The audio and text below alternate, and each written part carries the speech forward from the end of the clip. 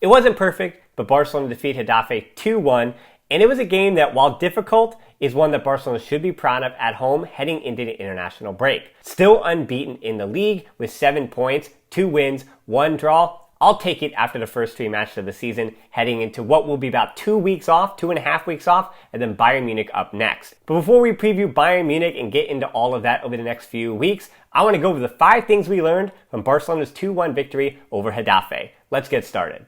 1. Memphis is unfazed.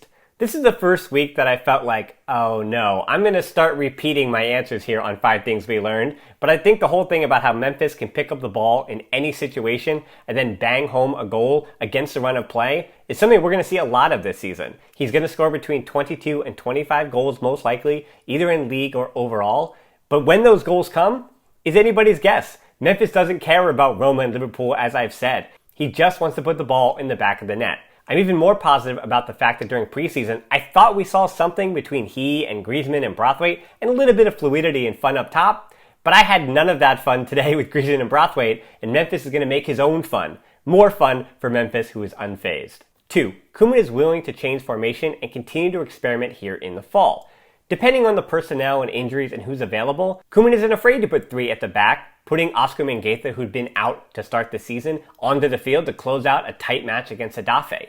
He's willing to put trust in his young players, and he's willing to fit them in a formation to close out a game where he feels like this team needs to suffer to get over the result. I know it seems counter to everything the Kool-Aids believe that Barca should be, that they need to win and always go for more and more and more goals. That makes sense on paper, but Johan Cruyff won 4 La Ligas by doing something similar. When you're down in a game, throw on attackers, throw on forwards, and they should know what to do in that situation because you trained it for a year, now Koeman in his second, and you should get a result by getting back into that game using the attack.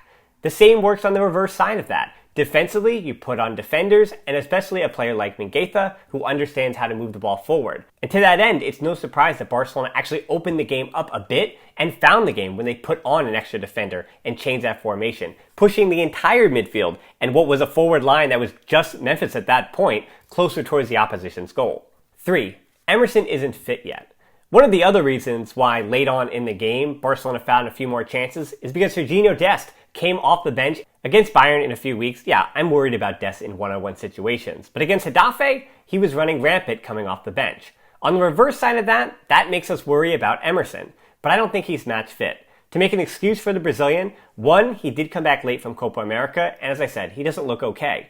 2, in the first 20 minutes, Dest came off the bench and started beginning preparations to be substituted on, giving an indication that maybe he did let the coaching staff know that he wasn't 100%, but he did then eventually tell them, hey, I'm okay to continue on, but he never really looked right in this match. And 3, I want to give him the benefit of the doubt on this one, but he and Griezmann didn't find the match either, but that partnership was being seen for the first time today. It's in its infancy, and it's going to take some time for Emerson to figure out how to work with his teammates. 4, experience for Gabi and Nicos. Yeah, you know the part that I was giddy about. It's the same one that you were. Gabi gets his official Barcelona debut at home at the Camp Nou, and yeah, he's always going to look back at the pictures and he'll have that silly jaw mask on, but just like Messi with his mask from years and years and decades ago, it'll go down, I hope, in Barca lore when he's at the club for the next 15 or so years. And just like I warned you would happen, Gabi does not look out of place at all. He moves the ball well, understood his defensive duties, and for Koeman, it was a good idea to let he and Nicos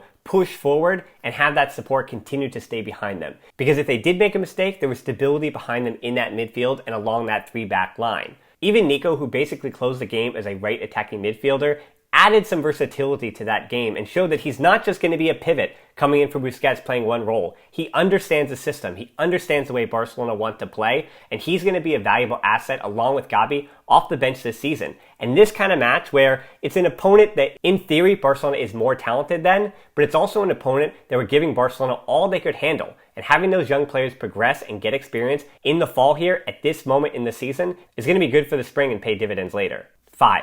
Barca's depth does give me some confidence. No Piqué and no Eric Garcia, and yet the 4th center back, right? Doesn't it feel a little bit better watching Lenglet have a good performance for the 4th center back on the depth chart? It calms you just a little bit. Not only were they missing, but still no Fati, Coutinho still wasn't on the field, and no Pedri. And yet, even with the injuries to Roberto, even with the injury to Braithwaite when he came off, Barcelona were still in a position to put out a lineup to close this game to get a result. And that does give me some confidence. I think back to the Valverde years, where yes, I think he was forced to play his Gala 11 because of the stakes of winning every single match, or maybe it was just his preference.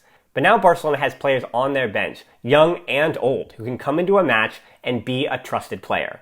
I know Koeman may start his Gala 11 this season, and I know fans are frustrated that he doesn't trust Puig more. But he does have more options than he had even last season. And that does give me hope that when things get difficult, when injuries start to pile up, when there are more matches with Copa del Rey and Champions League and the Liga, Barcelona will have enough options to contend across all the competitions this season. And that's a good thing. So yeah, not the best way to go into the international break, but 3 points is 3 points and I'll take it. Along with the podcast, I have some fun content coming your way over the international break, including a huge piece on the history of Barca's number 10 shirt. So you don't want to miss that one. So please subscribe, make sure you don't miss it. And as always, until next time, Forza Barca.